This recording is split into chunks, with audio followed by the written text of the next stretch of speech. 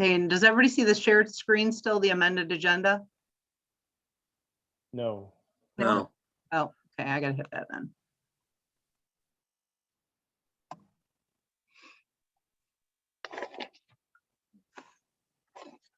Okay, now do.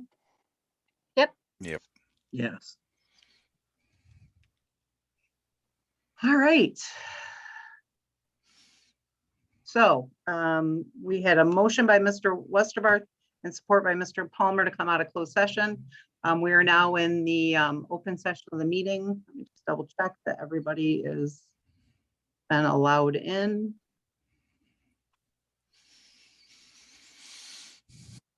Yes, okay. So with that, are there any agenda additions this evening? Yes, I guess I'd like to add an agenda item for the purchase of real property as number 4 in other.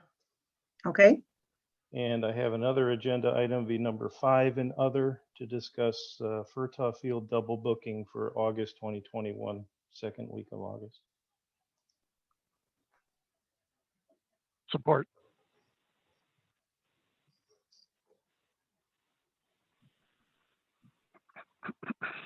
okay, well, hold that thought because I think that we have actual deletion instead of an Yeah. addition, but so, It would be, I would ask that the board consider the removal of resolution. It'd be number 2, resolution 2021-5 master plan adoption. That will be put back on the agenda for the next March meeting. We do not have a copy of that master plan adoption or the master plan revision in this packet. So I would ask that it be removed at this time. I would amend my motion to include the removal of resolution 2021-5 master plan adoption in addition to my 2 agenda item adds under other. okay, do you still support that, I do. Mr. Cummings? Thank you. All right, so Josh, we have Mr. Westerbarth making the motion, and we have Mr. Cummings supporting it. And that motion was to add under other, the purchase of real property, number 4 and number 5, Furtaw double book. I'm sorry, what was the date on that again, Steve? Second week of August 2021, second weekend. Okay. And then we are removing under resolutions and ordinances, we are removing resolution number 2021-05. Just because we didn't have the master plan in the board packet. So roll call, please. Mr. Palmer, Yes. Mr. Westerbarth, Yes. Ms. McGuire, Yes. Mr. Cummings, Yes. Mr. Sutton, yes, Mr. Spencer, Yes. Ms. Richards. Yes, motion carried. Okay, next under consent agenda, we have a couple meeting minutes. We have the joint work session between the township and the EIC dated February 18th. Any comments on those? Okay, we also have the work session meeting minutes, February 19th. Any comments on those? We also have the regular meeting minutes from February 22nd. Any comments on those? I see that the corrections have been made to that we discussed Friday. Right, we had some basically discussion that there were some motions and support that were not accurate. So we made those changes. So the changes that are in the meeting minutes that were provided to the public are what we are voting on this evening. Okay, then we also have under finance, we have payment of bills. We have the prepaid March 2nd run at $140,077.05. Any comments on those? Just a comment made Friday that there was one of the 6 invoices for row engineering that we had approved individually. But we were assured by the deputy treasurer that that was being taken care of. So I think everything looks good other than that. Okay, and then what about from March 9th? We have a little over 44,000 there, 44,429.68. Any comments there? Okay, with that, I need a motion to approve the consent agenda. So moved. Okay, is there support? Support. Okay, there's a motion by Ms. McGuire, support by Mr. Sutton. Roll call, please. Mr. Spencer, Yes. Mr. Palmer, Yes. Mr. Wurstabarth, Yes. Ms. McGuire, Yes. Mr. Cummings, yes, Mr. Sutton, yes, Ms. Richards, Yes, motion carried.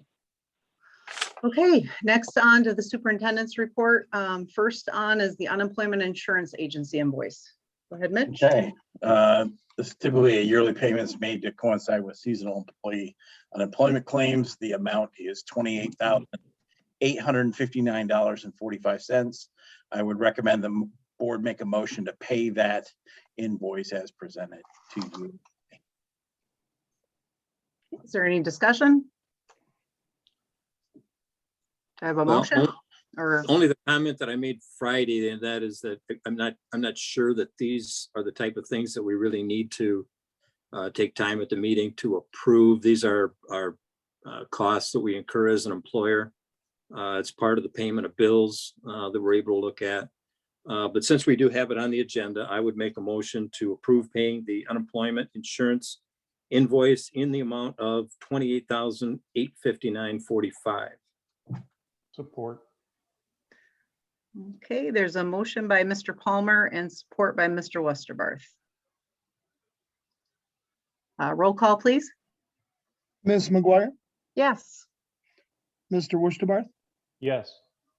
Mr. Palmer, Yes. Mr. Sutton, yes, Mr. Spencer, Yes. Mr. Cummings, yes, Ms. Richards, Yes, motion carried. Okay, next on, we have four actually Old Orchard Park items. I know that Al was not able to attend, but we have Gary and Tara on the line if there's any questions, and I can unmute them if need be. So first on is the OOP blanket purchase order request. Mitch? Basically, this is just to energize our campground and store with supplies for the 2021 camping season. It requires a really large amount of supplies and sometimes long waiting periods to receive said supplies. The amount really exceeds the spending limits as per the township. This process is taken now every year to make sure the campground is fully stocked and ready for the year. As many people know, the campground is a major source of revenue for the township, and any delays or problems in this type of logistics chain will have profound effects on profitability out at the park. And unless Gary or Tara has any further comment, You find them. I just asked for the board to act upon that request.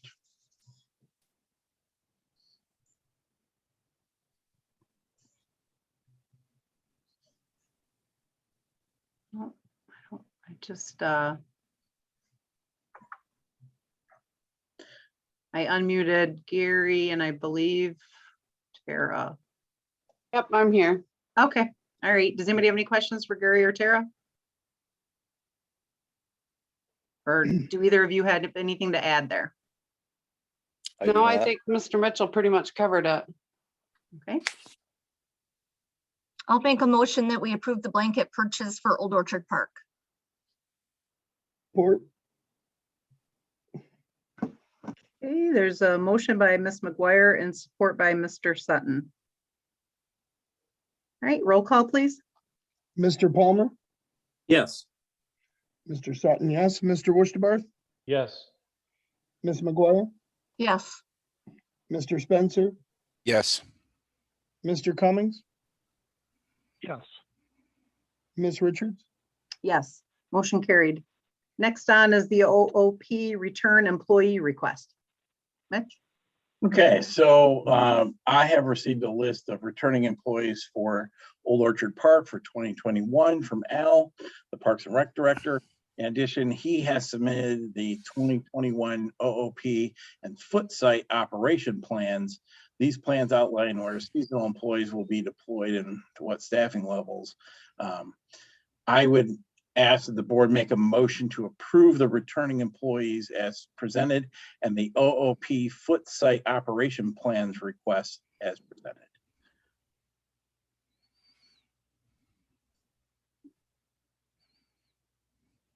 I'd like to make a motion to approve the returning employees for the OPP for 2021 as per the March 1st letter 2021 sent to the board. Okay, is there support? Support.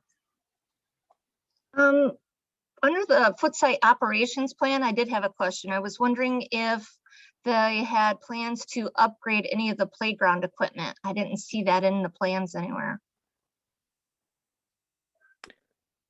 I do not believe so at this time. I also don't recall seeing anything in there.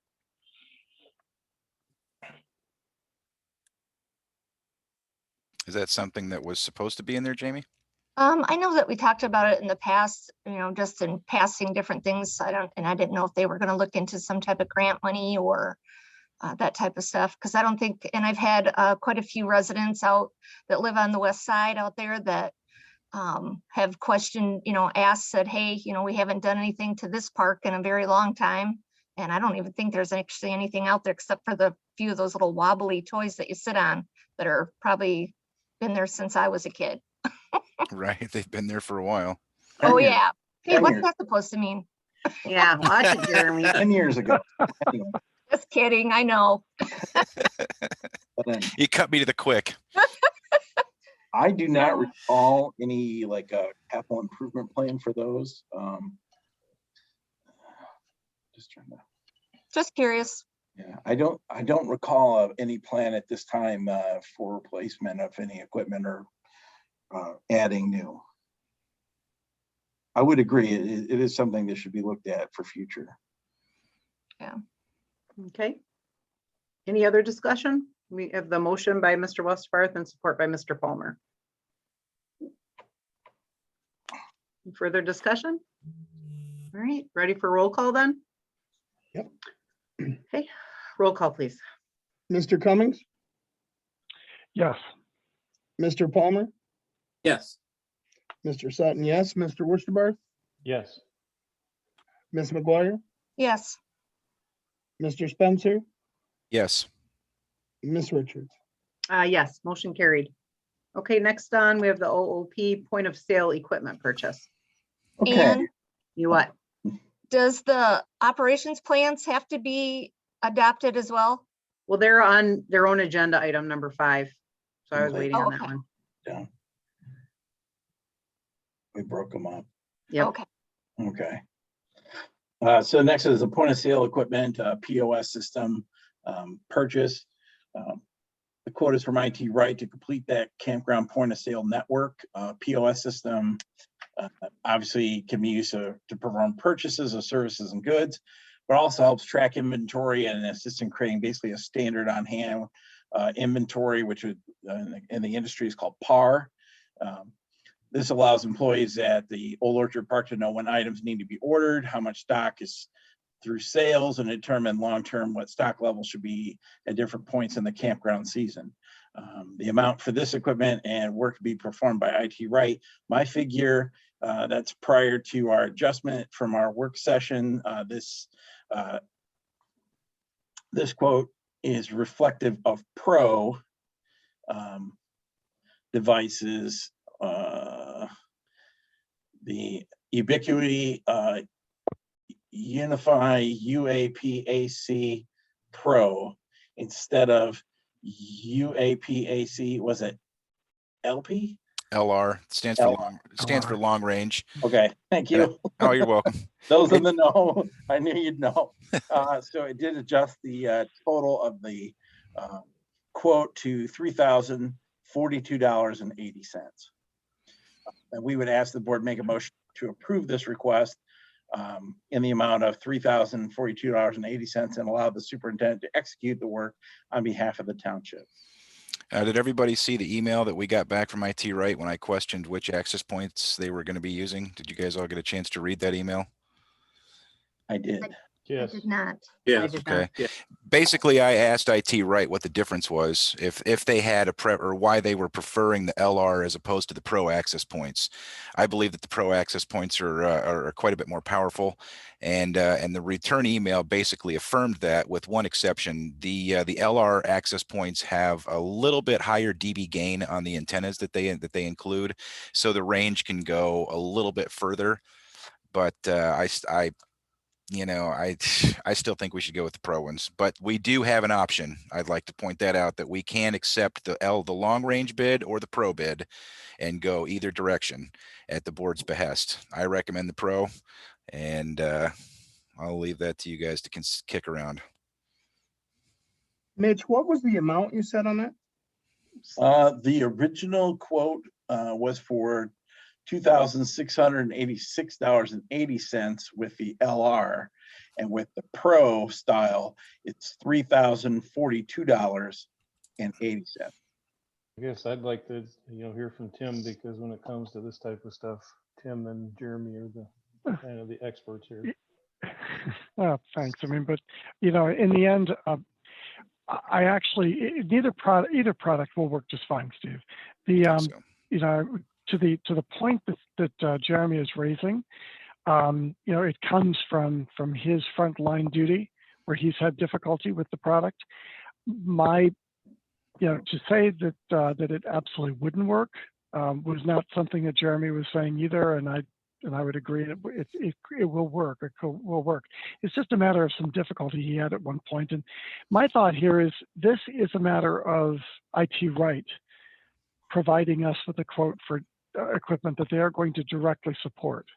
So frankly, if there's any issue with that equipment or the operation of it, they'll be the ones to address that problem, replace it, fix it.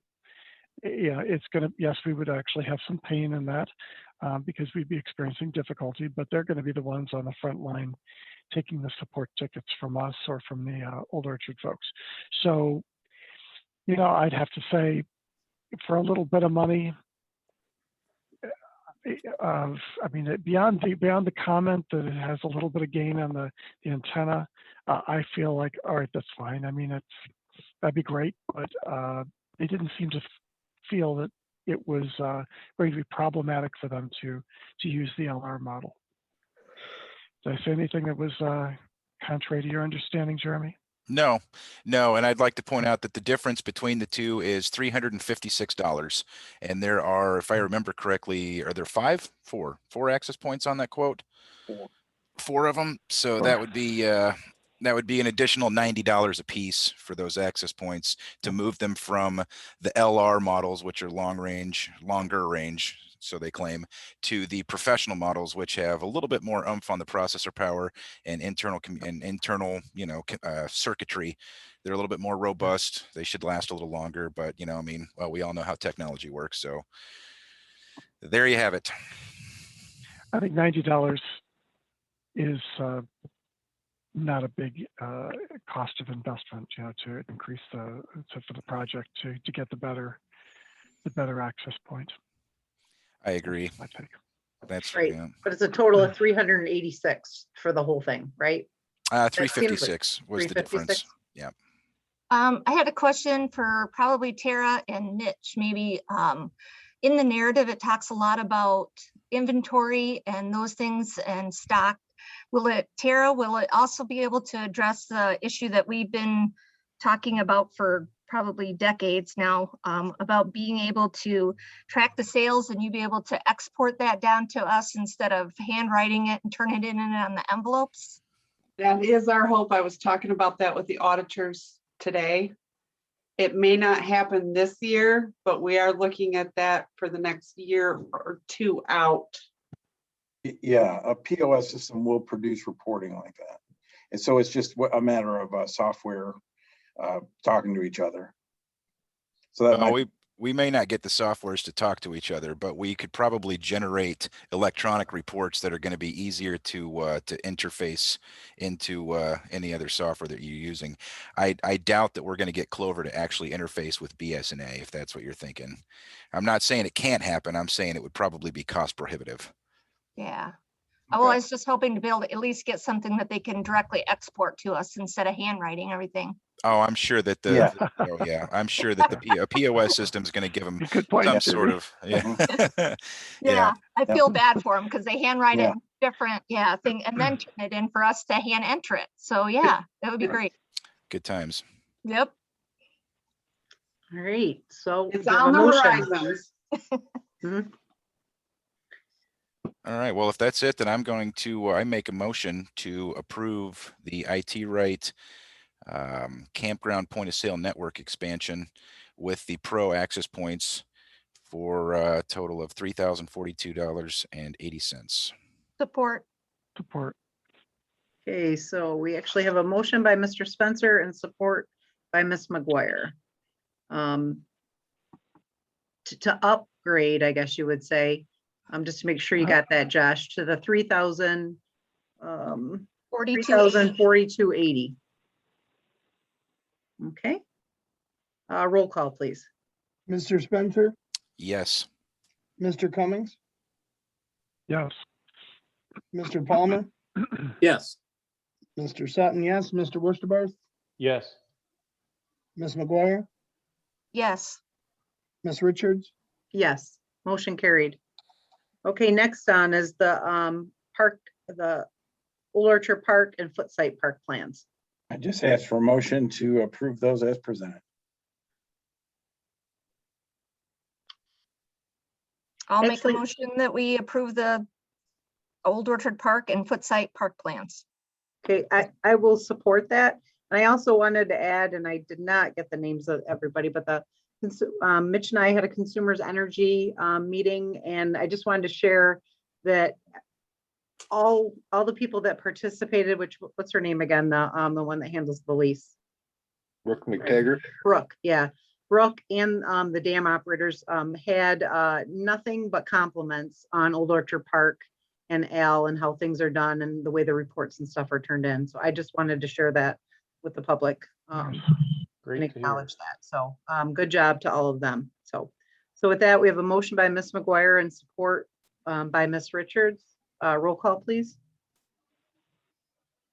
Mr. Cummings, Yes. Ms. McGuire, Yes. Mr. Spencer, Yes. Mr. Palmer, Yes. Mr. Sutton, yes, Mr. Worcester, Yes. Ms. Richards, Yes, motion carried. Okay, next we have Vanette and Lake Special Assessment District. Mitch? Yes, so this is to reestablish a special assessment district for Vanette and Lake. The reestablished plan would have a cost estimate with a $70,000 limitation. For the last special assessment district, Lake Pro Incorporated has served as a lake manager for the special assessment district.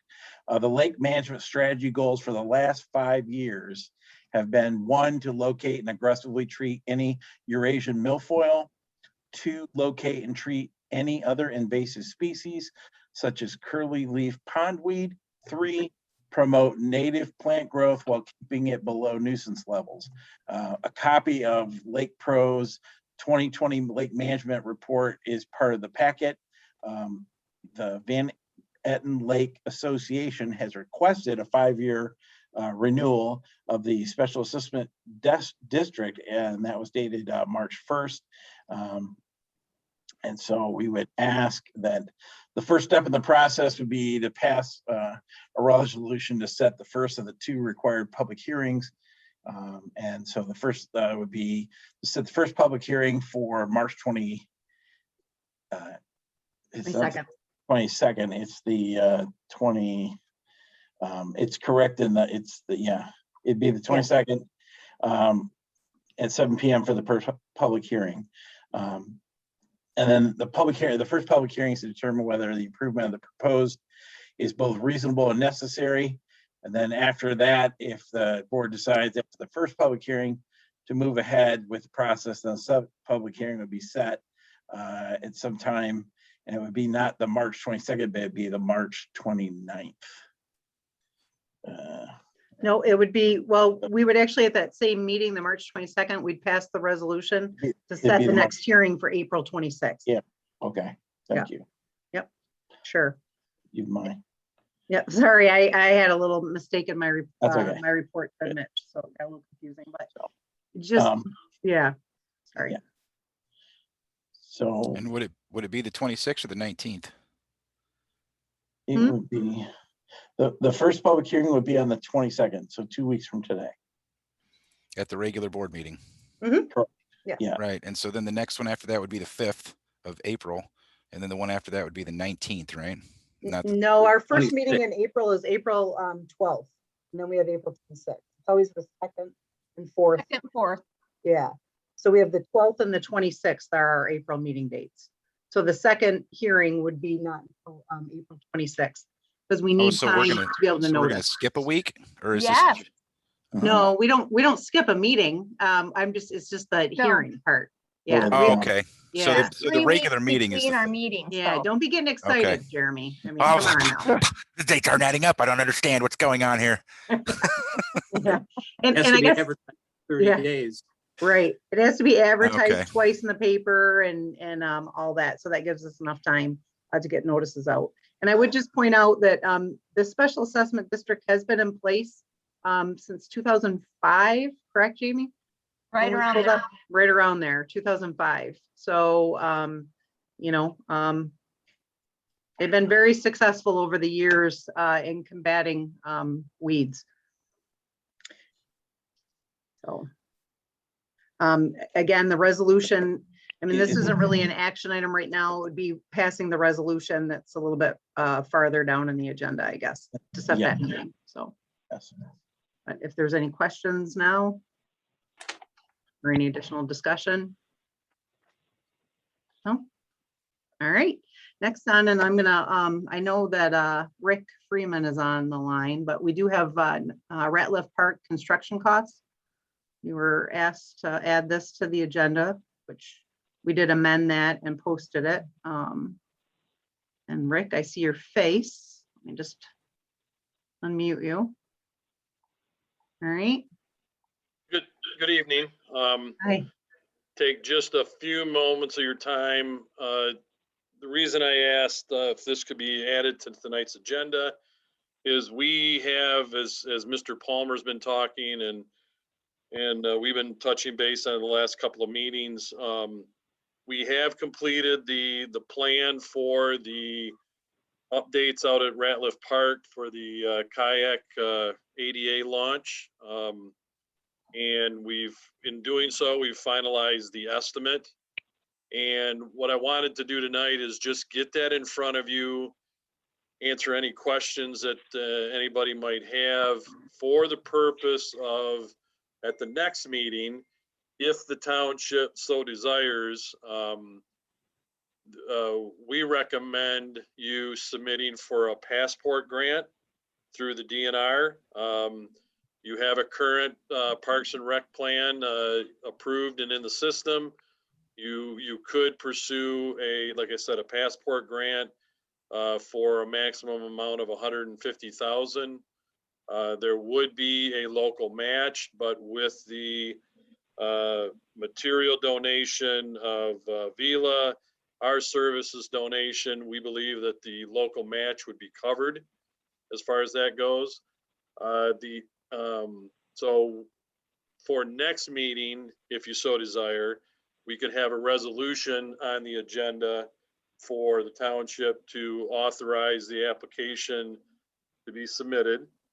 The other point we're at, irregardless of the grant, would be now we would probably have a meeting, or we would want to schedule a meeting here shortly with the stakeholders involved, the DPW staff and that, to determine what we have in this estimate that DPW staff, township personnel, Vila, truly would be stepping up to handle the labor, cost of materials and that, to get an accurate separation of costs as far as what the grant would pick up and what, again, what the total local commitment in-kind services would be. So the estimate and the plans we have in front of you are as if it was going to go out for bid.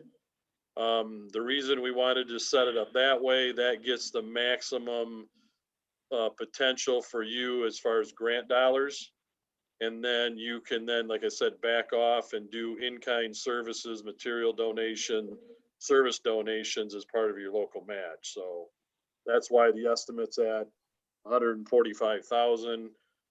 Realistically, with the information we have to date as far as material match and stuff like that, the actual grant dollars that would be probably used for this is probably around 75 to maybe 85,000, if that. 40,000 of that would be the actual kayak launch structure mechanism, which comes from the manufacturer. So again, I just wanted to get you up to speed, offer up any discussion tonight. And then, like I said, if so desired, we could have a resolution on the agenda at your 22nd meeting for the passport grant. Okay. Maybe I've asked this question before, but for something like this, is there a requirement that we would have to get a permit from Eagle to place a kayak launch at that location? We would let them know that we're doing it. Whether we actually need a permit or not, I don't know. But Okay. we will keep Eagle and the DNR involved. And we've incorporated that into the cost of the project if a full-blown permit was necessary. Okay. Thank you.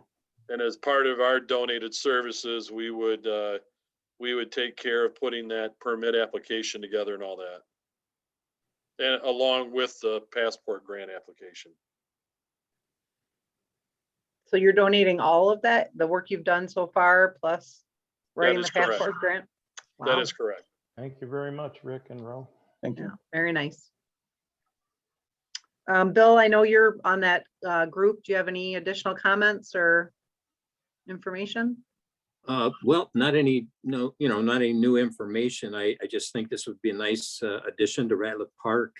Would kind of clean up that area over there around the that gazebo at the south end of the park there. And it was something that was included in that plan that we had done by Beckett and Raiders. One of the improvements to Ratliff was putting in this handicap fishing pier and kayak launch. And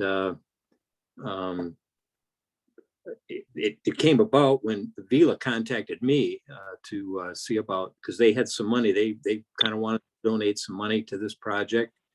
As the board will recall, they donated some money to get a rent station down there at the beach park because of the PFAS foam. So they donated almost $2,000 to get that rent station put in.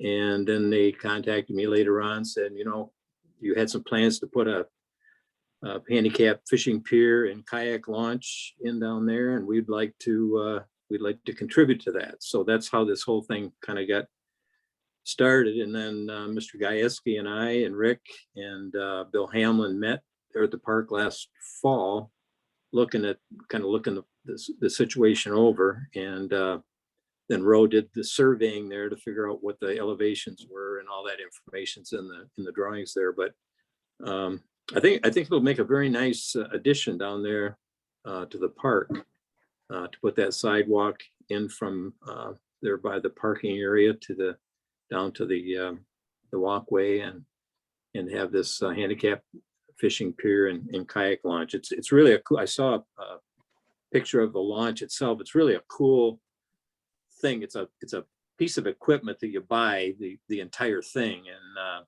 put it in. It isn't something to build or anything. It's a piece of equipment, but it's very impressive. It has a slope on both sides, and you put the kayak on there, and then you get the person into it, and they slide down into the water. And then when they come back, there's railings, and they just pull themselves back up to the top of it. it's really a cool piece of equipment. So I think this would be a very nice addition down there at Ratliff Park. And I think with it really would, if we're able to get the grant, would be not a whole lot of cost to the township. So Great. I think it'd be Yeah. a nice thing to do. And again, I appreciate Roe donating their services. They, as soon as I mentioned this project, they were quick to say they would donate all of their engineering service, and they have put a lot of time. You can see the drawings that they have in the packet there, and Very want to nice. thank for all the work they're doing to get this thing going. So Yeah, I just said on the ADA launch itself, what brand is that? Is that the easy, what is that, Rick? Is that a? Because we actually had, when we were looking at Riverbank, sorry. When we were looking at that development, we actually had the company bring, but it was too late in the game to do it, but we had them bring that section. And it is a pretty cool piece of equipment. And I'm just wondering if it's the same company. I had sent the information to Bill Hamlin this fall. Easy Launch or something, I think it's called. yeah, it's easy launch. yes. Yeah, and Yep. I mean, at the time, again, it was when I was employed with the township, but we brought them here to look at it, but we were too far along in the game for the Salvo River. Plus we worried about, the river flow and everything, but my brother is actually a paraplegic, and he came down to the site to check it out, to like look at everything, and just thought it would be a really cool, a cool piece of equipment. And I'm glad we're looking at something like that and not like a homemade thing where you have treated lumber where people can get Right. slivers and all that other kind of stuff. So yeah, I Yeah, think no, this is, as It'll you're be a well, huge this is all asset. Yep. all self-contained and all that. It's a very Right. straightforward piece of equipment. I think there's one over on Lake St. Is it Lake St. Helen? I think they got a grant to get one there, but yeah, it's a state of the art, very nice. And you can add on to it too. I think it has like, Yes. you can add on to like wave runner, Mhm. docks and fish cleaning stations and all kinds of stuff. But anyways, great. So what do you need from us tonight? I'm sorry. No, nothing. Just, The You need minutes like to a tonight, formal? the minutes to tonight's meeting will go for the discussion. And Okay, then, like I said, I'll have, if it's a go, we will draft the resolution for the next meeting and have the board pass the resolution to submit the application. And the application is due April 1st. It's a pretty straightforward application, so we'll have pretty much everything in place. We'll just need to be able to attach the resolution after the 22nd meeting and go from there. okay, so you don't need us to do a formal action tonight to No, even have you no do the formal resolution? action Okay. tonight. I just, to shorten the time at next meeting, I figured we would, since we had everything pretty well done, we wanted to get that in front of you, and if there was any questions or discussions, we could take care of it tonight. Okay, any further questions or? All right, well, thank you very much, and I Okay, appreciate you coming in and attending and explaining. okay. Thank you. Well, everybody have a good evening. Thanks, too. you too. Yep, bye-bye. Thanks, Rick. Okay, so, all right. Now moving on then to resolutions and ordinances. We have resolution number 2021-04, Board of Review protest. This basically allows all taxpayers the opportunity to file a protest before the Board of Review by letter,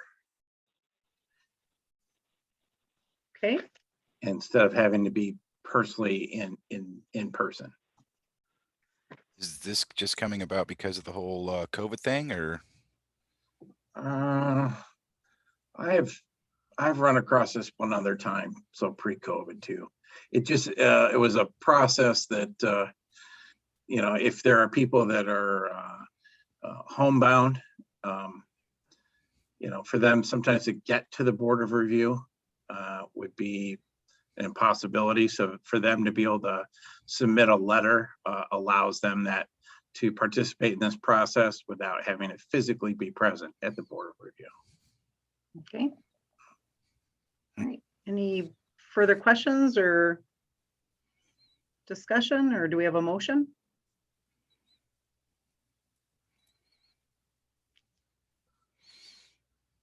I'll make a motion that we approve resolution 2021-4. Support. Okay. We have a motion by Ms. McGuire, support by Mr. Westerbarth. Roll call, please. Mr. Palmer, Yes. Mr. Wurstabarth, Yes. Ms. McGuire, Yes. Mr. Cummings, yes, Mr. Sutton, yes, Mr. Spencer, Yes. Ms. Richards, Yes, motion carried. Sorry, we'll slur there. What next is the resolution 2021-06, Vanette and Lake Special Assessment. This is pretty straightforward. Basically, it would be an initial duration of 5 years. This annual special assessment would be approximately $60,000, but not to exceed $70,000 per year. The assessment would be in the arrears by the township, being reimbursed by proceeds therefrom. All costs incurred on an annual basis. And so this would set in motion the process to reestablish this special assessment district. Any further? Oh, go ahead. Sorry, Jamie. That's okay. I just thought of something in the resolution with the, like the minimum of 60. Like 2 years ago, we had, it was less than that. So do we really need a minimum or just a maximum? Actually, it doesn't say minimum. It just says approximately 60,000. However, not to Okay. exceed 70. So, All right. because that includes roughly it's been about 10 grand a year for the lake manager. So really you have, 10 grand already spoken for, and it could go up depending on what the next bid process is. So, Okay. but at least the people actually being assessed know that they can never exceed 70,000. So you can't go, crazy. Okay, any further questions? Right, is there a motion? I'll make a motion to approve resolution 2021-06 as it relates to a special assessment district for Vanette and lake weed control. Okay, I'll support that motion. We have a motion by Mr. Palmer, support by Ms. Richards. Roll call, please. Mr. Spencer, Yes. Mr. Palmer, Yes. Mr. Wurstabarth, Yes. Ms. McGuire, Yes. Mr. Cummings, yes, Mr. Sutton, yes, Ms. Richards, Yes, motion carried. Next on, we have resolution number 2021-07, short-term rental fees. Establishing short-term rental fees. Yep, so this establishes a fee schedule for Short-term rental. short-term rental. As kind of discussed at the work session on Friday, this would be an attempt to cover some or all of the fees for the purpose of hiring an outside firm to manage the registration and overview of the short-term rental process. Okay, and I'm sorry, you did have a dollar. Was there a dollar amount Yeah, for that? it's blank. Hmm? The dollar amount is blank. in Yeah, the dollar amount's blank on the resolution, but I know we discussed an amount that Eric had come up with. I just don't remember I what think that it was, was. I think it was $156. Okay. Yeah. All right, so that would be 156 that needs to be filled in there. Okay, is there any discussion on this? Have all the other townships around us adopted a similar resolution for the short-term rental fees? Do we know? There I are don't- communities around the state that are adopting these resolutions because this short-term rental is becoming quite an endeavor around the state, and especially in tourist areas like ours. Elk Rapids over on the other side of the state, they had 40% of their housing was involved in vacation rental by owner. Wow.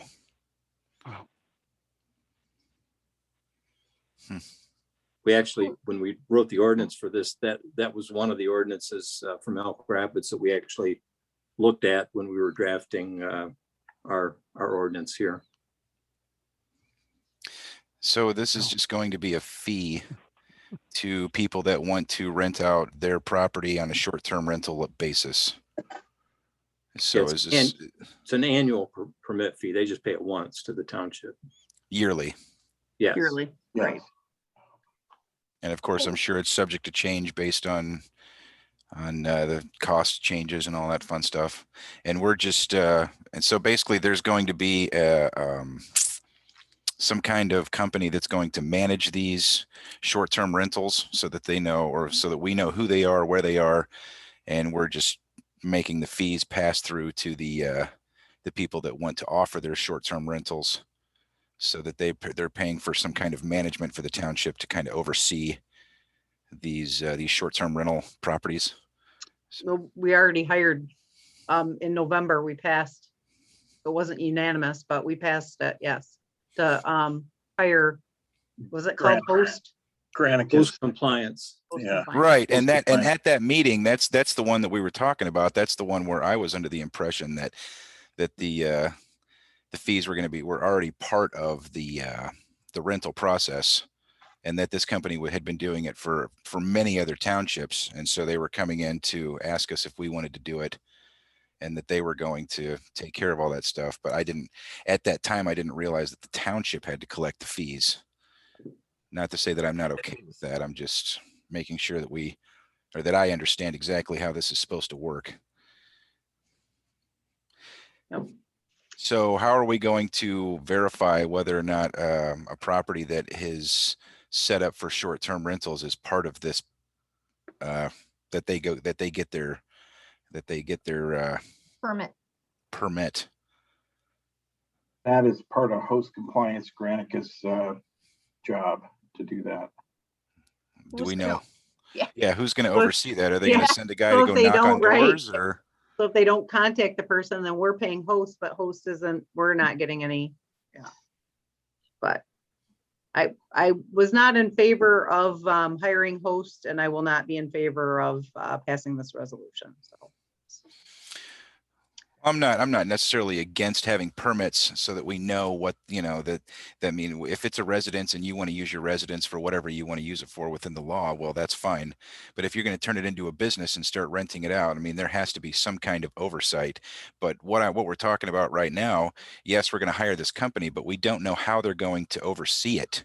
We don't know how they're going to find out who has a short-term rental in town, short of going out to Airbnb and searching to see who's on the list today.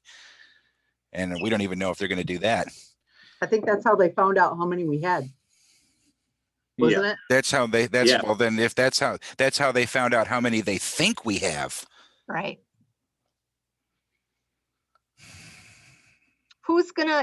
Is there somebody at the township that's gonna enforce it if they don't pay?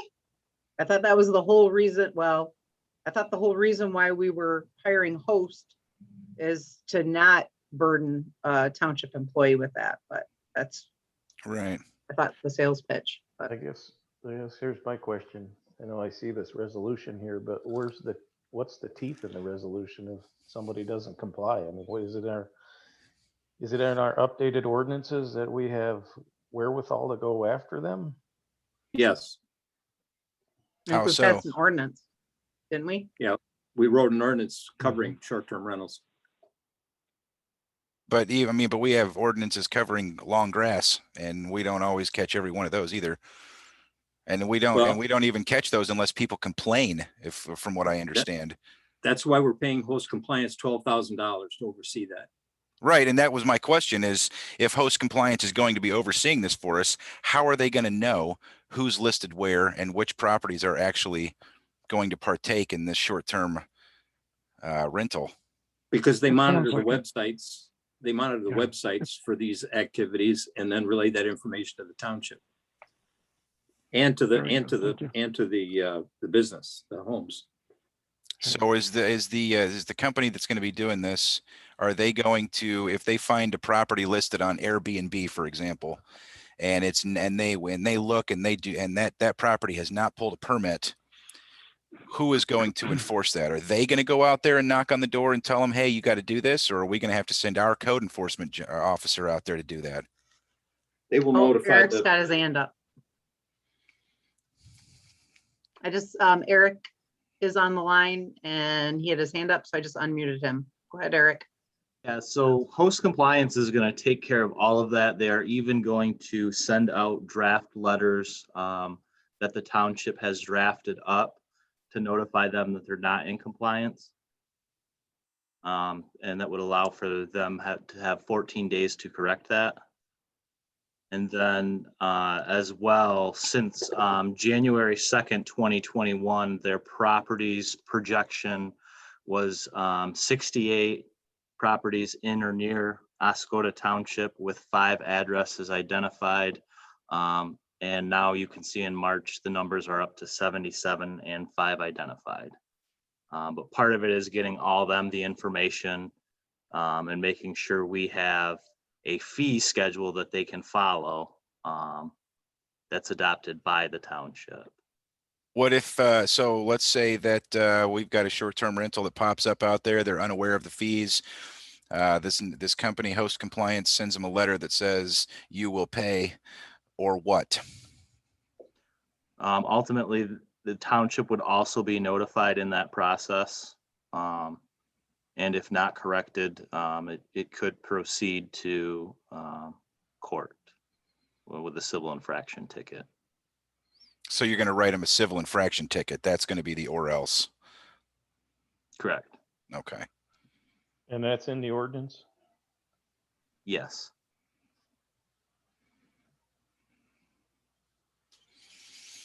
Is the $12,000 a yearly fee for hosts? Yes. And I should know this, but how long was the contract that we signed with them? Was it 1 year, Eric, or was it I longer? believe so. So, and if this goes forward tonight, this is something we're going to have to pass on a yearly basis? Sounds like it. That would be correct. Do we have to do it on a yearly basis, or could we do it for this first year and then change the resolution to be as long as short-term rentals are available in our area, or do we have to do it yearly? Well, I would say we want to see what happens with this first year before we commit to anything personally, but Yeah, Right. Yeah. for That's why I said $12,000. to yeah. do the first year, and then after the first year, we can look at, see how it goes, see what's, see if there's any backlash from the community, any Oh, there'll be problems with the backlash. program. Well, there probably will be. I mean, do we, if you run a business from your home and we allow what, 3 or 4 employees, do those people pay additional money? yes, Do they? I believe Yes. that they're supposed to. Yeah. How much? there's a home Do business, they? home business fee. How much do they pay? And who monitors that? I don't recall what that permit fee is, but all permit fees are set by the township board. And, some of them, we don't adjust as often as others. Now, this particular fee is something that would have to be looked at every year, because the whole idea of the fee is that we're covering the cost of host compliance. So this whole thing isn't a burden on the taxpayers of the township, so that the people that are actually in the business of renting their homes are paying the fee to cover the costs that we incur through host compliance. And so as that changes from year to year, that fee will have to change in order to cover those costs. So right now we're looking at paying host compliance $144,000 a year based on fee collections. No, $12,000. That's their contract Oh, it's per 12,000 per year, not per month. Right. per Okay. year, yes. And so in order to Must- cover that with 77 short-term rentals, it comes to about $160.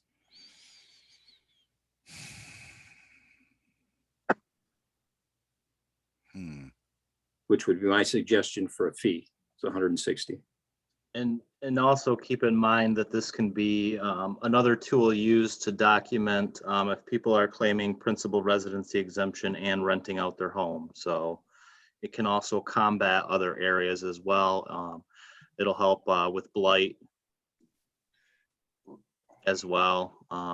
If people are leaving their garbage out, that's one thing they monitor, and they do have a 24-hour hotline where you can put in a complaint with them as with well. host compliance.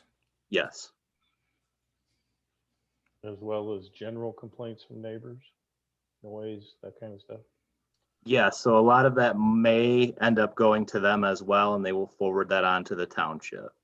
So if there are a bunch of noise complaints for property A, and there's blight and trash, and they're slowly picking it up, but they're just not doing it, does this ordinance or this resolution, does it offer us the ability to say, no, you may not have a permit? So the ordinance would reflect that, and it would be part of it not being in compliance. This is just simply the fee for the permit. So But the ideally, ordinance, yes, if there are issues and they do complain with host compliance, we will be able to get on and check all of the complaints and go from there, depending on what the situation is. have we, or are we considering establishing matrices for complaints and problems with properties that are being short-term rented? I mean, how many times do the cops have to get called out to property A because of noise, because teenagers are partying overnight and the neighbors are upset before we revoke their permit and tell them that they're not allowed to do it anymore? Is that all covered in the ordinance? I don't think that's, I would kind of talk to the attorney with some of that stuff, because I believe by law with short-term rentals, to sell lease, that is not something, it's something that you can have guidance for, but it's not something that you can deny.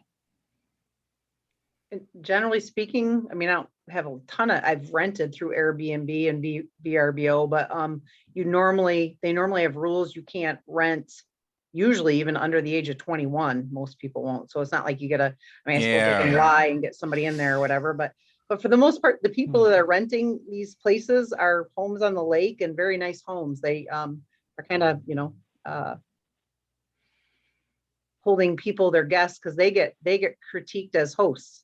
Oh, I absolutely agree. so- And I'm sure that an overwhelming majority of the properties are Mhm. going to be absolutely pristine because of precisely those reasons. Right. But and we're they're- not putting ordinances and permits in place to cover the people that aren't a problem. Right. We're getting the one or two that don't care, or will, for whatever reason, just don't feel like complying with what we're trying to set up here. Yeah, well, we have one or And- two that don't comply, and they're property owners that just let their family members use it for a weekend too. They're not using Airbnb and whatever. So, I mean, we do True. live in a vacation community. I guess my thought would be that we would have, to me, this is more of a, my opinion anyways, that it's more of a CVB thing. If the CVB wanted to go after these people for like a pillow tax and reef them in and control them, I see it more of their animal than us having to manage and be big brothers on this. But again, that's just my thoughts. So Has the CVB been approached about this, and has it been discussed with them for precisely that purpose? I'm sure that they are, I mean, in some communities, they actually outlaw, or I shouldn't say outlaw, that seems kind of harsh, but they don't allow, I mean, Greenbush actually doesn't allow short-term rentals. So if you purchase a home in Greenbush, you cannot use a short-term rental. I mean, without getting in trouble. I'm sure people slide by, but if you were to advertise on Airbnb or anything like that, and your neighbor turns you in, you'd be shut down instantly. So again, as a real estate agent, when I'm showing houses in Greenbush and somebody asks me, hey, can I use this as a short-term rental? I'm like, nope, it's not allowed. So, yeah. But I don't know. I mean, and I think New York and different, I mean, there has been some competition. I mean, some of the hotels get kind of angry because they're taking some business away, I guess. Because it's a lot cheaper to rent a whole house and two or three families can split it than, a couple of hotel rooms and, so. I definitely understand the appeal of it. Yeah, but anyways, I think, so you had said, Bill, 156 was, I think, the amount, Eric, right, that you recommended, but I think, Bill, you indicated you wanted it to be 160, just like a flat Yeah, number. just to make sure if there's fewer numbers of units, that we're, close to covering the 12,000. Okay, well, do we have But further that, discussion or is there a motion? I would make a motion to approve resolution 2021-07, establishing a permit fee for registration for short-term rentals in the amount of $160. Okay, Here. is there support for that? I'll support it. Okay, there's a motion by Mr. Palmer and support by Mr. Spencer. And did you get that amount, Josh? 160. 160. Yep, 160 was the amount. All right, roll call, please. Ms. McGuire, Oh, you would call me first. Oh, pass. Just kidding.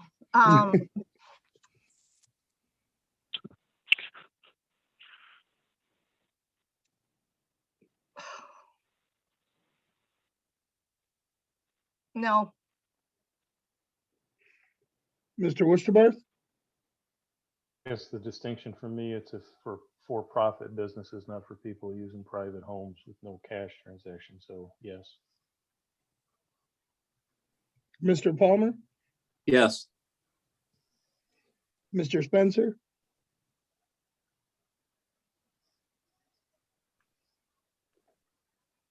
Yes.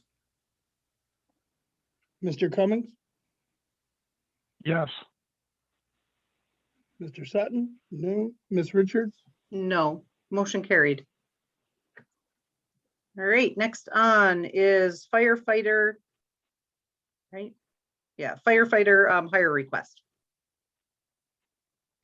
Basically, Chief McGregor was asking for board approval to rehire James Lewis as a member of the fire department.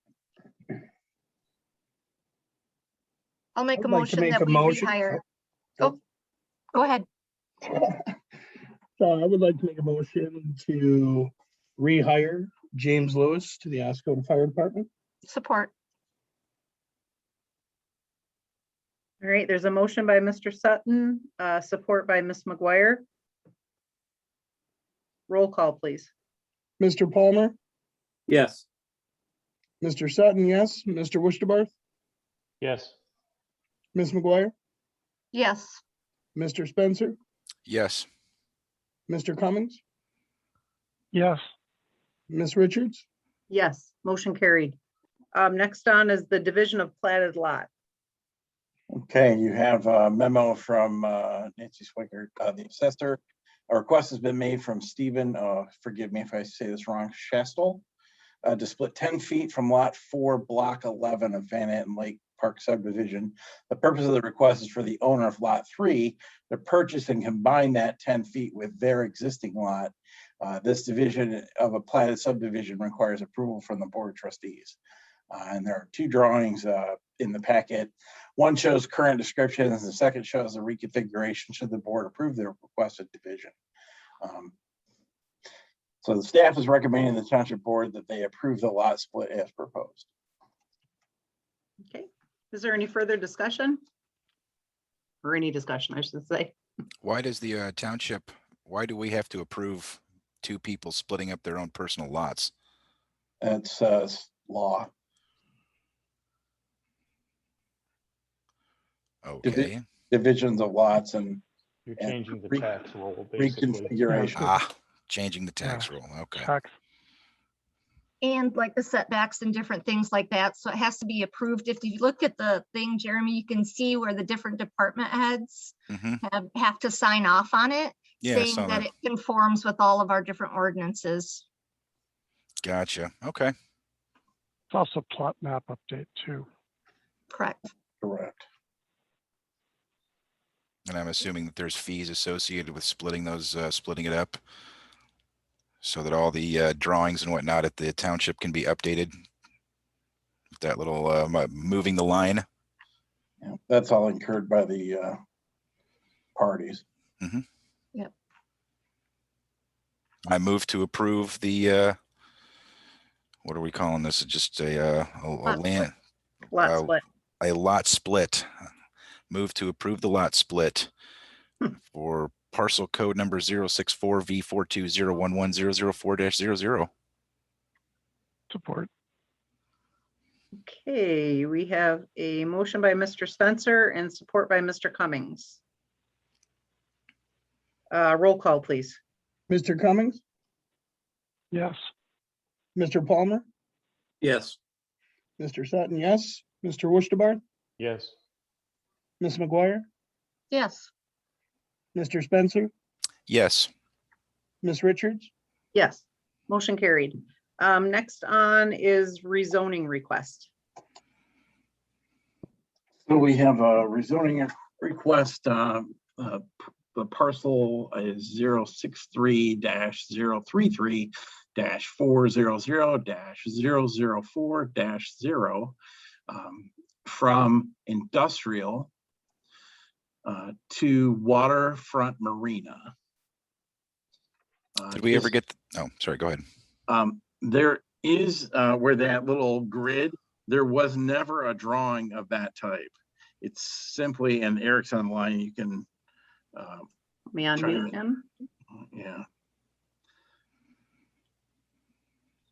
Yeah, so there was a survey that was sent over. I did send that over to Mitch today. However, it was too late for the packet. So there is a survey. And I do want to note that there is a correction that it should be Simotis Developers in the letter to the county as well. Pull this up.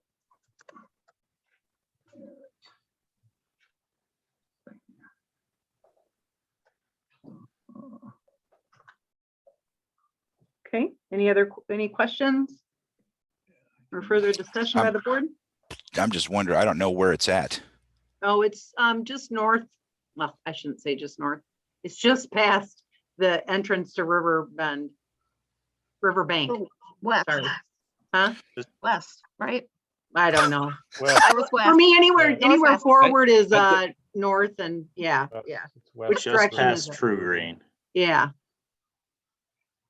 Yeah, that's Vaughn Trail out there that goes back in there. right. And it's just on the other side of On Trail, correct? It's actually on both sides of Vaughn Trail. If you want, I have it pulled up and if you let me share screen, I could Yeah, I'm looking at it here. do that. So, Um, so either side of Von Trail, then, and they want to change. From industrial to, to basically match what the other zoning is. That's towards the river, adjacent. waterfront marina. I think I had zoomed in, didn't you too, Steve, that night for the planning commission meeting? I think Yep. they were talking originally, they were gonna, it was industrial because maybe there was a factory or something that they had talked about putting there at some point in time over the years or something. So that's why it was industrial. Yep, that is correct. I did, I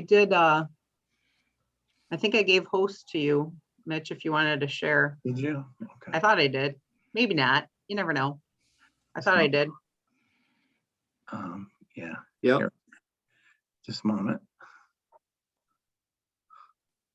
There we go. So here's the survey. Here, let me back up. This is a larger map. And then if we zoom in, you see right here, it says waterfront acreage is currently zoned waterfront marine. And highlight, it says inland acreage is currently zoned industrial. And then we come to the certificate of survey.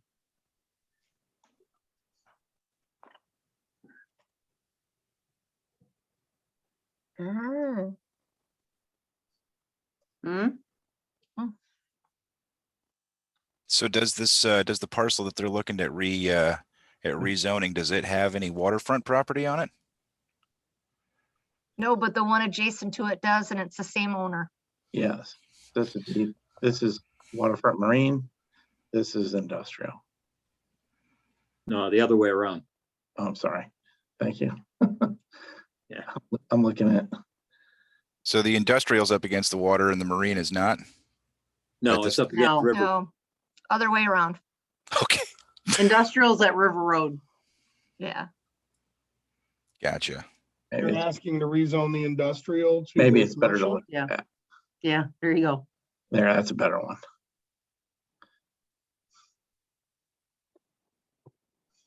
Yes, they're asking to change the zoning, from industrial to, riverfront, or, sorry.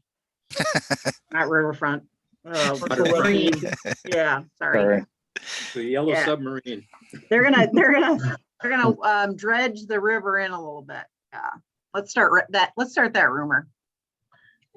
So do they have to have a drawing to just rezone it or no? Of what they want to do? Yeah. Yeah, they would have to have like a legal drawing because you would have to know what is being rezoned. So I do apologize that that was not in the packet. Is that something that you have available at this time? That's what you're looking at right now. So, okay, so this is the survey drawing. Yep. Mhm. Okay. Hmm. And then for any improvements later on, it would go for either a site plan or special land use permit for any land improvements. So right now, they're just wanting to know, in theory, because they haven't purchased it yet, right? They have a developer that wants to purchase it, but he only wants to purchase it if this can be rezoned. Yes, no? Yes, I think that's correct. Okay. So then they would come back to, once they get the purchase in place, then they still have to come back. I mean, if we approve this, then they still have to come back with whatever they're going to officially be doing there to get approval. Yeah, they would have to get a land use permit first, and then they'd have to get a site plan approval for whatever it is they intend to do on the site. We have any idea what that is right now? Not that it matters, but just out of curiosity. Yeah, it was on the application for a possible RV park. Oh. Interesting. Can anybody think of any reason that we shouldn't approve this, or any reasons that it might be an issue in the future if we change this from industrial to waterfront marina? Would seem to me that it would be a better use than industrial there, but I'm right there with you, Ann. I'm just that's why I can't think of any negative things for changing this. So even if it doesn't go through, it seems like it would be a positive for the community, in my mind anyways. Yeah, I think it follows the master plan better. Yeah. on the document on there, is that ORD number? Is that an order number or an ordinance number? Which document is that? On the, let's see here, page 108 of the packet where the Charter Township of Oscoda rezoning application, right there in the top right-hand corner under work copy scratched out, there's ORD number. What's that stand for? Oh, it's on your permit, rezoning application, Eric. Should I'll stop. probably ordinance number would be my Yeah. guess. I think so too. Yeah. So the ordinance number 302-2020 is saying that we can do this or that we should do this, or I guess, I mean, everything looks good. I just don't know what this ordinance number is written up here for. Is that the ordinance that gives us the ability to rezone it? I think it's just the order number. It's the application. Oh, okay. So it is. So it's an order number. So this is the application number 3. So in 2020, this is number 302 that came through in 2020. I think So we could reference, basically I'm asking, we can reference this rezoning application by rezoning application order number 302-2020. Yes. I move to approve the rezoning application labeled order numbers 302-2020. Yeah, that's the case number on his Yeah. memo. Support. Okay, all right, so there is a motion by, I think if I might, I think you need to make the motion to rezone the lot number by the lot number. Okay, I will amend my motion to approve the rezoning application from industrial to waterfront marina for the lot number 063-033-400-004-0. Support. Okay, there's a motion by Mr. Spencer and support by Mr. Palmer. There should be one more zero on the end, just technicality, just Yeah, FYI. 0-0. Yeah. It's not written on the document. Do we need to postpone until it's corrected? It's down in the No, middle of the It's in No, document. we there. don't. Okay. In there. Oh, I see it In on the there. next line. Okay. All right. Jeremy. Okay, we have a motion by Mr. Spencer and support by Mr. Palmer. Roll call, please. Mr. Spencer, Yes. Mr. Cummings, Yes. Ms. McGuire, Yeah, Mr. Wurstabarth, Yes. Mr. Palmer, Yes. Mr. Sutton, yes, Ms. Richards, Yes, motion carried. Thank you for attending as well, Eric, and answering Thanks, the Eric. questions. Yeah. Thanks, man. Okay. All right, next on, we have the two agenda addition items. The first one is purchase of real property. I'd like to make a motion, and this is the purchase of real property that we discussed in closed session tonight. I'd like to make a motion that we pursue an offer to purchase MLS property ID 088-19-0075 in the amount of $145,000, cash offer to be drafted and executed tomorrow between our superintendent, attorney, and Josh as the signature authority. I think to make the motion property, you should probably refer to the commonly known as property address as well. I'll amend my motion to include the commonly known address as 227 East River Road, Oscoda, Michigan, 48750. I'll second that. Okay, so we have a motion by Mr. Westerbarth.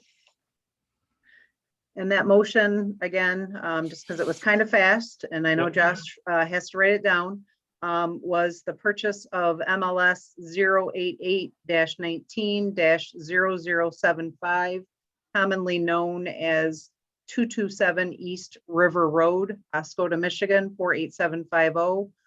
The amount of the purchase is $145 cash. For the superintendent, attorney, to draft document tomorrow, March 9th, and clerk to execute. That is it. Thank you. All right, And I'd like to point out that the amount shouldn't be shorthanded. 145 cash is not $145, but $145,000. oh, I don't know what I said. So if I said $145, I didn't mean that. I meant Fair $145,000. enough. That'd be a heck of a steal, but, okay. All right, sorry about that. All right, so there was, we have the motion by Mr. Spencer, or no, where am I at on my notes? Motion Worcestershire, by Mr. Westerbarth and support by, I didn't get that, Mr. Spencer. Mr. Spencer, okay. All right, roll call, please. Mr. Spencer, Yes. Mr. Cummings, Yes. Mr. Palmer, Yes. Mr. Sutton, yes, Mr. Wurstabarth, Yes. Ms. McGuire, Yes, Ms. Richards, Yes, motion carried. Okay, next on, we have FERTA double booking the second week of August. Okay, I was made aware this week from the committee on Rockfest, of which, full disclosure, is when we passed this for use of the field a month ago. I am on the committee with my wife, that there is a double booking for FERTA Field on the same dates. And the issue, I guess, is Rockfest now has $13,000 to $15,000 of sunk costs that can't be reimbursed. So we kind of have an issue here with the township. And from my understanding, there's another entity that was approved to use FERTA Field. I have not looked it up, but back on the prior board, I think in the August, September timeframe, So I'm looking for the superintendent to get on this right away because we have to find a resolution for both parties, and I am not expecting any taxpayer money to be reimbursing any entity. Is that? What are any- the two entities are Rockfest and who else? Blue Ribbon, I would assume, What's that? for-profit entity that's been doing festivals in our community for the last year or two. So What kind of festival are they trying to do this time?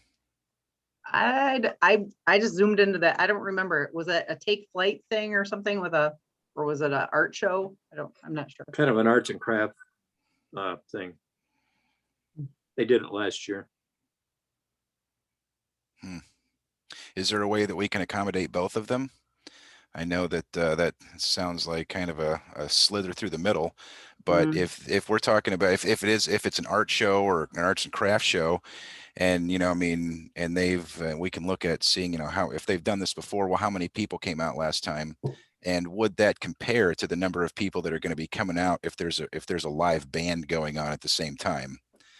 I mean, I know that this is kind of a frustrating situation, but the folks that are doing an art show should be overwhelmed at the possibility of having 3,000 people walk through their art show on the way to the concert. I mean, that's fantastic. You can't pay for that kind of foot traffic. And I can't imagine that if we could, that if we could close a street on the north or south end and put those vendors out there and give them a nice solid place to sit on instead of the squishy ground, and then we're going to put a bunch of traffic in front of them, I cannot imagine why they wouldn't jump at that opportunity. Well, if they don't like, I mean, I totally think Rockfest is a great venue, don't get me wrong, but if you're not a hard rock or a rock and roll fan and you're an artist and you like, violin music or whatever, maybe you wouldn't want to have I don't know. That would be Or classical. something a little bit more mellow. I shouldn't just lump them into violin. So it just might not be I don't know, it might not. Fair enough. From what I understand, it's I heard about it a little bit. I didn't know exactly who was involved, but for the arts or the craft show that they're talking about is one day. It's on Saturday from 9 in the morning until sometime in the afternoon. And my understanding is that the Rockfest is not going to be rocking at that time. That's going to be the laid back, more of the chill afternoon type of rock, more of the stuff you'd hear on the radio, for example. And I mean, if I was I personally love classical music. I listen to it all the time. I enjoy a little rock music too. And if I can get 3,000 people to come to my art craft booth to look at my arts and crafts on the way, I will absolutely listen to some rock music while I do that and sell my wares. I can't see this as being a problem. And if we want to start throwing monkey wrenches and whatnot, I suppose we'll deal with that when the time comes. But if we can offer that to the arts and crafts show, I don't think they would turn it down. I wouldn't. I think it would be foolish, but that's just my opinion. Well, in just an issue here, the board voted on both. So I don't understand why there's, I guess, not a calendar, and we even be able to put it on the agenda for the same date. So that's a question to the administration. Well, I'm sure we'll get to that when the website gets finished here soon. And I'm only speaking for Rockfest, but I'm sure the other entity has got some sunk costs. I just don't want this to end up in a situation where the taxpayer is going to foot the bill. So well, right, for sure, that's not going to happen. So we need to find a solution, and we need to find it fast. Right, and depending on, I mean, I think Rockfest, I mean, they have been advertising already quite a bit. If history is a guide for last year's events by Blue Ribbon, nothing against Blue Ribbon, but I don't think I saw much advertising ahead of time. So I don't know, but I guess if Mitch sat down with representatives from the two entities to do we know for sure that they don't want to be located anywhere near? Does Rockfest need the entire field? I mean, I guess, where are we on that? I have no idea where on any of that. We're just kind of talking about it. Need the most space. Right, I would assume, yes. I mean, even in its best, Art on the Beach didn't even take up all of Furtaw Field, so, right. So You know when the hours of the Rock Fest would be, just roughly? It's gonna be set up on Friday night, Mitch, and tear down on Sunday morning, But I mean, the operation on the all Saturday. day Saturday, Okay. Do you have a beginning time or? 9 AM to, I think, midnight. Is that when we have to shut down by permit? It's late. Okay. Yeah, and don't they have like a huge stage that comes in and They have has a to, huge, yeah, that's part of the sunk cost. That's like $8,500. It's Right. spent and gone. I mean, I know it's frustrating to the Blue Ribbon folks, but is there a way that we could maybe waive maybe a little bit of the fees? I mean, I Can know they this go is down to the frustrating, beach but park? I mean, that's an option as well. There's a beach park available that we could put, you know, that they've done art on the beach before, arts and crafts, art on the beach type of thing. You know, I think mean, that we've got right- some good options for them. Right now, based on, you know, the last meeting we had, that we could be expecting up to 3,500 people. That's a Right. heck of a clientele for an art show. Oh yeah, and most of those people are going to be coming to the Rock Fest with a little bit of cash in their pocket to burn. You know, I mean, I can't imagine the Blue Ribbon would say, we're not doing that. But, you know, I mean, what action are you hoping that the board can take today, Mr. Woosterbarth? If I any? think, well, we have Mitch as our superintendent, and I'm expecting him to get on this first thing in the morning and find a resolution. Right on. Well, I think that we've got a couple options, some alternatives for them. I guess, Mr. Mitchell, go talk to them and find out what they want to do. See what I can do. You betcha. Let's Right. see if we can't all work together for the common good of the Right. town here. Well, yeah, and we, you know, we obviously apologize to both entities that we managed to double book something like this, and we will definitely make it Yeah. right. So, Very much. yeah, but And hopefully by August, we will own that entire property down there by the beach. oh yeah, Yeah. in theory. Good point. Well, I Love just, I it. got Well, wind we'd of it have an this extra week that, bathroom for them, right? Yeah. I got wind of it this week, and you know, there's two entities involved. They both do. I know one has approval. We'll have to check the other one. I'm told they do. I haven't physically checked it myself, and it was done from the prior board. But we've got an issue that the township is at fault here. Yep. And there's sunk costs and money, I'm sure, on both ends. I know at least on the one, it's pretty heavily. We need to find a solution, and we need to put this as a priority, because this can't go past Monday, Tuesday this week. Have any contracts been signed yet? I know that the board approved it, but have any contracts been signed? Do we know? I can't answer that. If there is is there a contract that is signed for the use of Furtaw Field? I don't think so. I think we just have, I think they just, I guess I'm not 100%, but I don't think there is. They have to have the insurance and everything. I don't think we have a contract. So we don't have any kind of document that locks them in for come hell or high water that they get it on either side. Blue Ribbon has paid their deposit. Right, but well, yeah. Well, one of the reasons I'm Yeah. asking about a contract is to see if there's any verbiage in there that, you know, that can. Well, we kinda- approved their, I mean, we approved their use agree, I mean, well, we approved both, I guess. But we Right, we approved the approved them use, the use agreement from Rockfest. You And know, when it we was- say we, the previous board approved the first one and we approved Correct. Rockfest. Yeah, And yes, Correct. we didn't look at the calendar, and yes, that's an issue, and we'll resolve Right. that as time progresses. But for right. the issue at hand, you Well, know, I guess, yeah, let's see what, Mitch, you can dive into. I'm sure Todd's got, more of the connection with Blue Ribbon, so we can loop, her in. And then you obviously know where to get a hold of. I mean, I know Mr. Taser just logged in, this evening's meeting, and then we got Steve and Kathy both on that committee, so. I We think should be able Tammy to, is too, so. yeah, I think Tammy's on the Rockfest Mhm. committee as well. Yes, So- Tammy is. We'll do what I So can. we will get back to the board for sure. And again, either way, sorry that we're at this situation, but we will resolve it. Yep. Okay, so no action there besides direction, I guess, correct? Okay, all right, so we're on to, I believe, right, public comment section of the agenda. All right, what time are we at? 9:04. All right, so we could maybe do this, depending on public comment. All right, so where did public go? Okay, so we are now to the section of the agenda for public comment. If you would like to make a public comment, please use the raise hand feature for those that are logged in. We have a few that are logged in with computers. Right now, I'm not seeing anybody with a raised hand.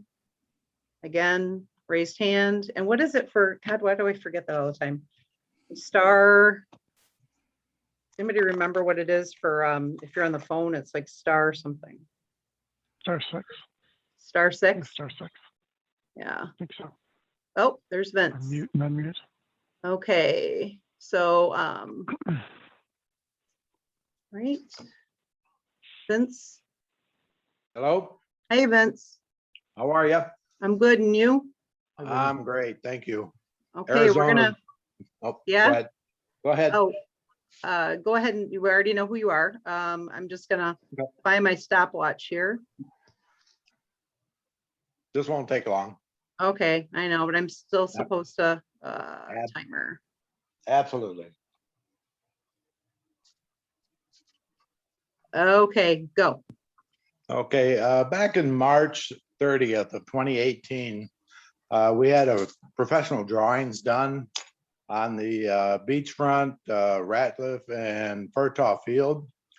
My question is that, we pay really good money to bring this company in to do these drawings. And I'm just wondering where the township is looking at proceeding, where they're at. Are they looking to do something with these drawings, or we just pay a bunch of money to have drawings done to appease people's, curiosities? And I'd like to see like the beachfront done as a whole instead of, just hodgepodging and piecemealing. I mean, there's some great drawings there, and now with hopefully the purchase of property, it could be completed. So if somebody could respond to that, that'd be great. Okay, Thank you. thank you, Vince.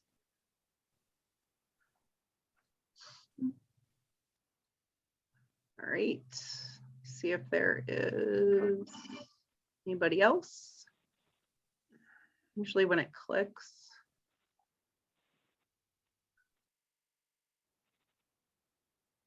All right, is there anybody else with public comment? Use the raise hand feature. Not seeing, oh. Says one, where does that at?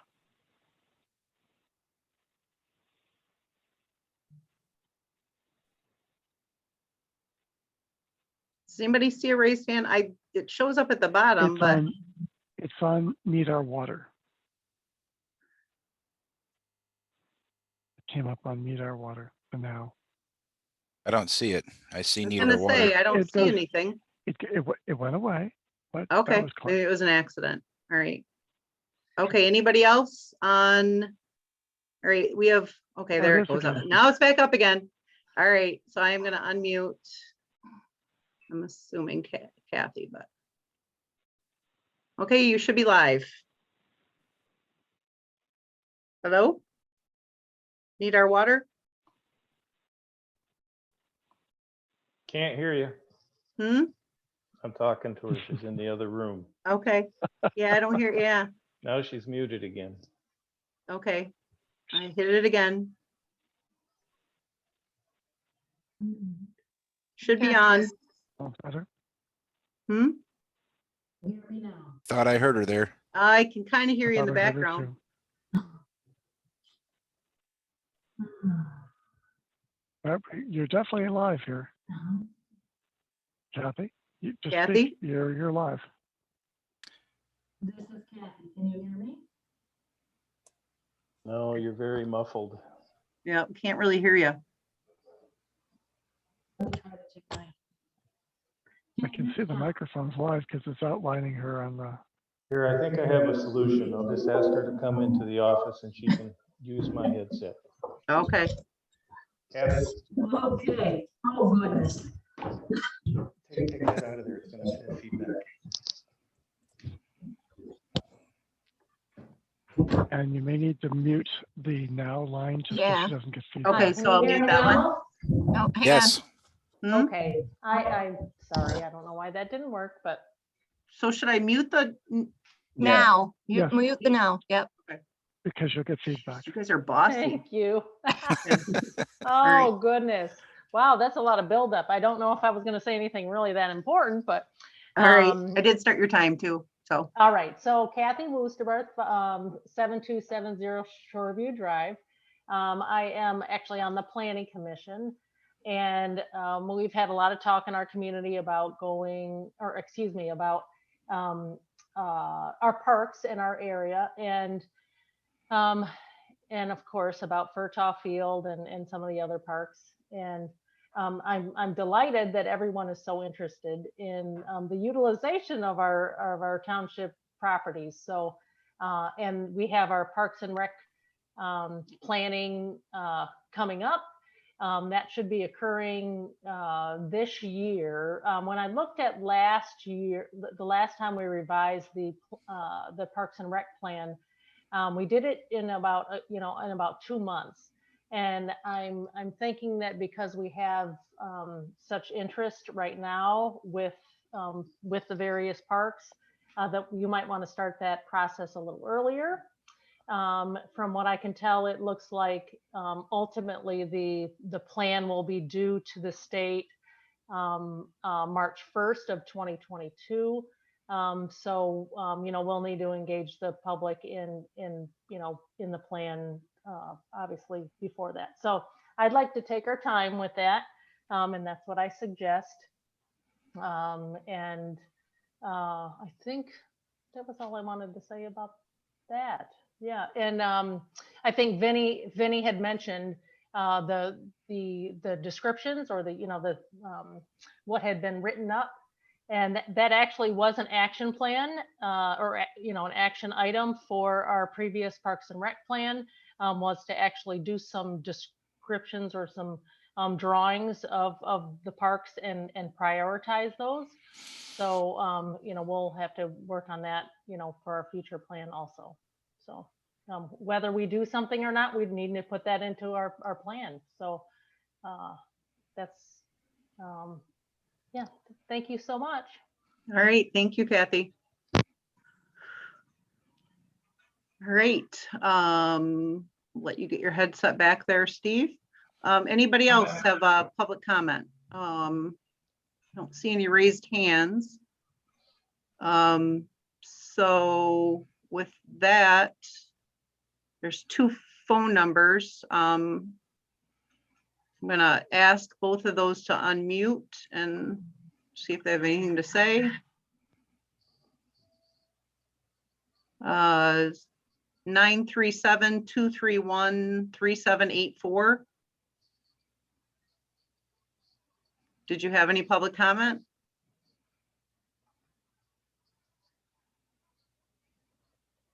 I've hit asked to unmute a couple times with no response, so I'm assuming not. We have 989-739-5729.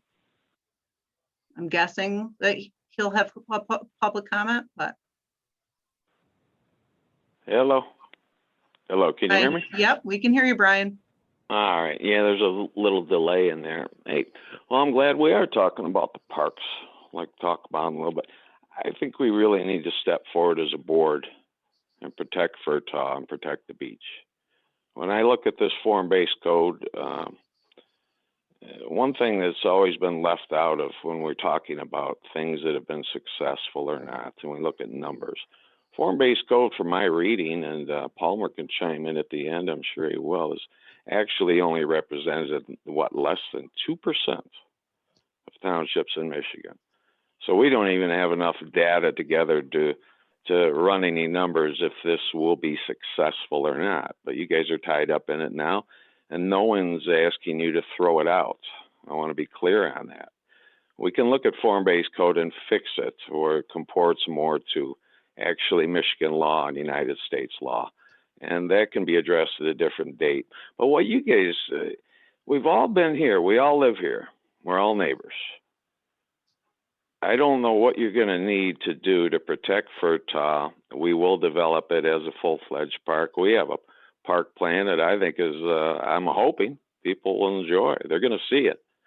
And that will be specifically for Furtaw. But when I look at your form-based code and see how the language is going towards the beach, yeah, I'm fearful. I've sailed all these waters. I've lived all around Michigan, not just here. I've been a busy person until I came home. And I've been busy here also. But I've seen things from the waterfront in, and that gives you knowledge and experience. Do not lose that beach. Do not allow anyone to come in and talk about developing that beach. And I don't really care for jokes about 10 billion or 10 trillion or nothing. Do not lose that jewel. Most of us value it and we have a love for it, but there's a more of a reason. It's the whole complexion of the town. So when you have form-based codes, Smart Growth America, and you have developers coming forward to you who represent Smart Growth America, and let's stop it right there, they're looking at it through their eyes of ideology. And that is all there is to it. So we got to be protective of that beach and Furtaw, and I would say other parks, but I'm concentrating on them. I'm looking for a board that is a neighbor that actually is going to step out, have some backbone, and say, hey, you know what? No private development on these two entities. And let's solve that. Let's not leave it in the wind. Now, I'm glad you went into closed session the proper way for the purchase of some property. That was proper. You did everything the right way. But the sale on property on December 14th, as you well know, this full board knows, you should have never went into closed session for the sale of any of our properties. And I'm going to make an assumption this was Renovar Development involved, but I don't know. We are going to get to the truth of the matter. And there was no guidance to the board I'm looking at from the superintendent that night. He was new, but he should have told you straight away that a letter from the attorney does not ever cover, as the Attorney General of Michigan in his opinions have written, and there's more written. So go to the source when we're looking to do these things. And you have an attorney that you refer to, fine, but go to the source first on law. All right. So that's about all I have to say, and have a good night. Thanks. Thanks, Brian. Okay, good. 17 seconds left, but okay. Hey, all right. All right, thanks. Yeah, I have my baker's timer going here. Now I'm going to go eat. Thanks. Okay, all right, thanks. right, We do have bye. another, we do have a raised hand, Dave Eiler. I've hit the I've asked you to unmute. Absolutely. Okay, go ahead. I bid everybody a good evening. I thank you all for your time here. You know, there's lots of talk about what to develop. And if you look at the EIC website that actually has been rebranded and put back out, we're looking at opportunity zones, which are not on the base, are not in Greenbush, are not in AuSable. They are in downtown Oscoda. There's a handful of people that continually make remarks about how they don't want it developed. And that's actually warranted. No word. Absolutely. But if we're going to progress as a city, as a township, we need to make sure that we don't have people staying in school buses that they're trying to develop into housing or their own cars, hotel rooms. We need to look into all opportunities of where they can live. Not everyone wants to live on the base. Some people want to live on the downtown. I, for one, when I lived in Austin, loved the fact of going to my friends' apartments downtown because it was the happening place. I'm sorry, I live out towards Mankato and it's not as happening. So I can completely understand that. But we also should keep our greenfield as well. So we just need to come up with a compromise, which a handful of people aren't willing to listen. Just listen to what the developers have to say. I thank you all, and I hope you have a great night. Thank you, Dave. Okay, all right, with that, I do not see any other raised hands. And everybody else is been asked. So I think we move on to board comment. Is there any member of the board that would like to speak? Under board comment.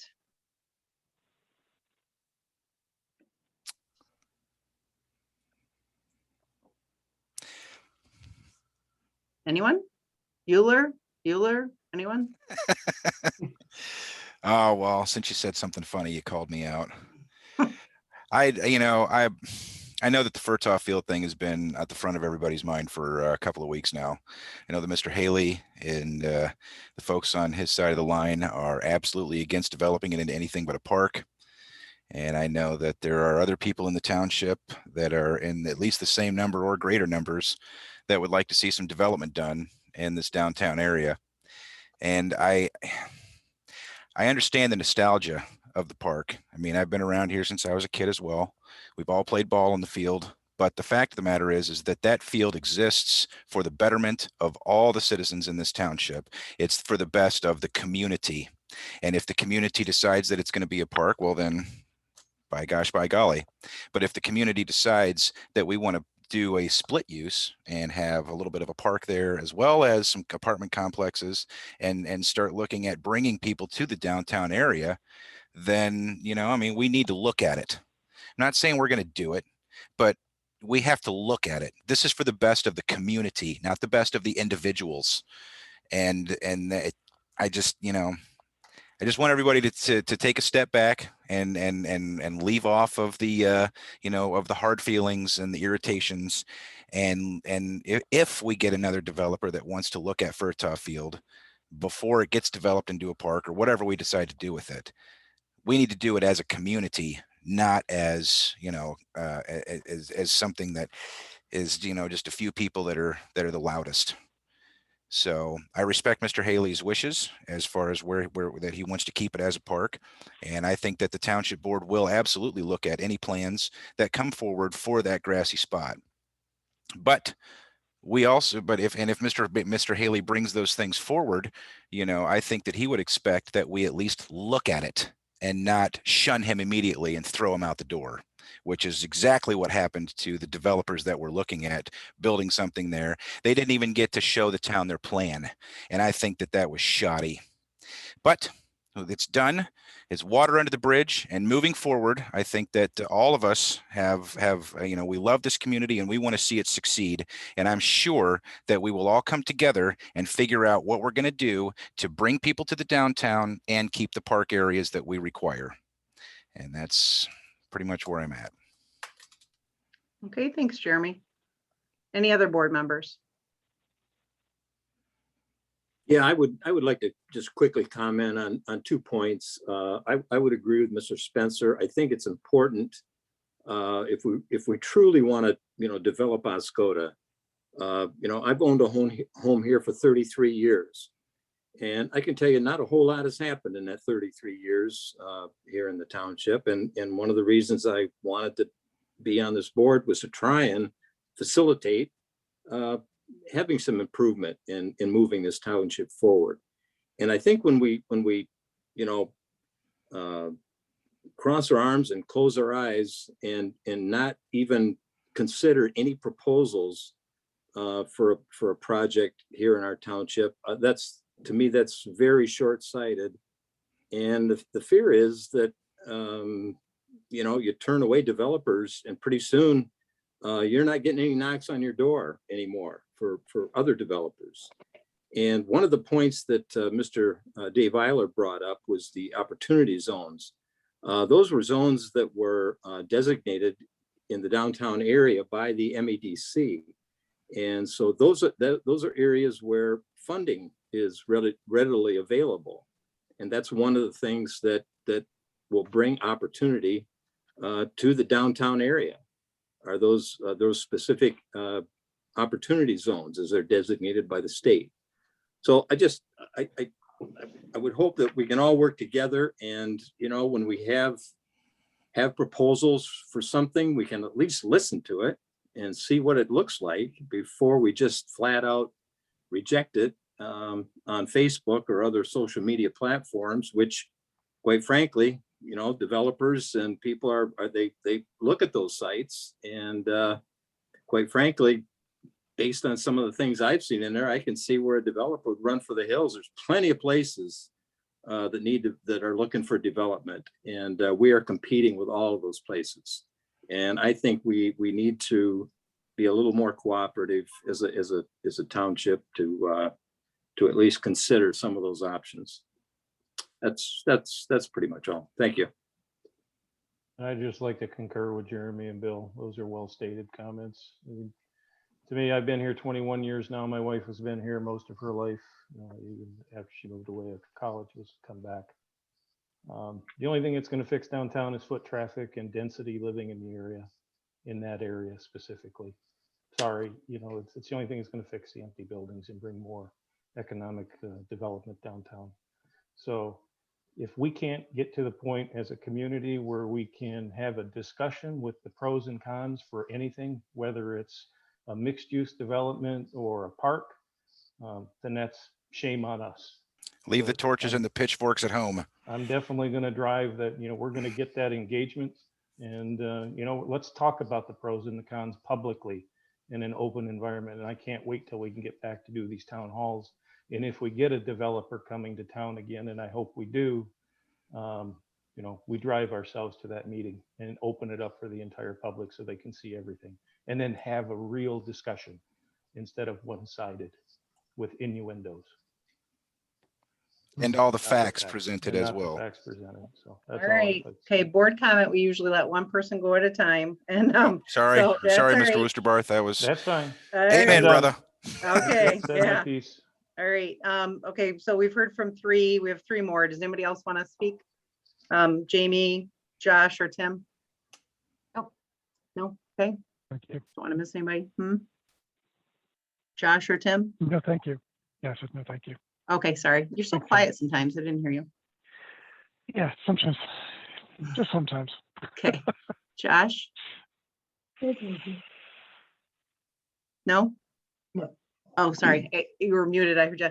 Oh, all right. Well, thanks, everybody. I guess a couple things, Vince. Vince actually brought up something that I was thinking about earlier today, and that's the fact that we actually, it was in 2017, we issued an RFP, the township did. Actually, I think I wrote the RFP. But we did an RFP entitled Oscoda Township Parks, Planning and Design, Professional Engineering Services for Oscoda Township Beach Park, Ratliff Park, and Furtaw Field. Beckett and Rader was the one that we did solicit for that proposal. And we hired them to do 3 parks plans. At the time that we hired them, it was around $17,000. I left employment shortly after they were brought on. I'm not sure if additional costs were incurred with them, but we did spend at least, I would say, $17,000 for those parks plans. Or whether you call it a park or not, Furtaw Field. That being said, lots of stuff has happened since then. I mean, the township, former superintendent, and I'm not sure what other board members exactly, were looking at a consolidated building, and they were looking at putting that on Furtaw Field. And there was quite a bit of money spent on that. And that's what kind of got the public, that got the public in an outroar, and justifiably so. I think it was just, it was not a pleasant experience at all in the community, I don't think. And then, this board took office on November 20th, I believe. Our first meeting was November 23rd. Very short after that, we were given a LOI by somebody. It was actually not in November, it was in December. And that LOI was derived from conversations that were had with the former superintendent, and I'm not sure what other parties, basically in regard to Furtaw Field. So everybody keeps saying shame on us, but shame on, in my opinion, shame on how we got here. If we would have been straightforward and had these discussions in the beginning, maybe we wouldn't have this turmoil that we have in the community right now, with so many misconceptions of what should or shouldn't be there. If we would have had open dialogue to begin with and not started the war, I guess, in regard to Furtaw being, does it have to be one thing? Could it be mixed use? You know, but sadly, we just caused problems before we needed to. And as I said before, I apologize for the community for maybe the way that we handled this LOI from Renewal. Moving forward, that will never happen again. We will be transparent 101% in regard to how we look at selling any property that the township citizens own. So that being said, thank you very much. And I'd take a motion to adjourn. So moved. Thank you.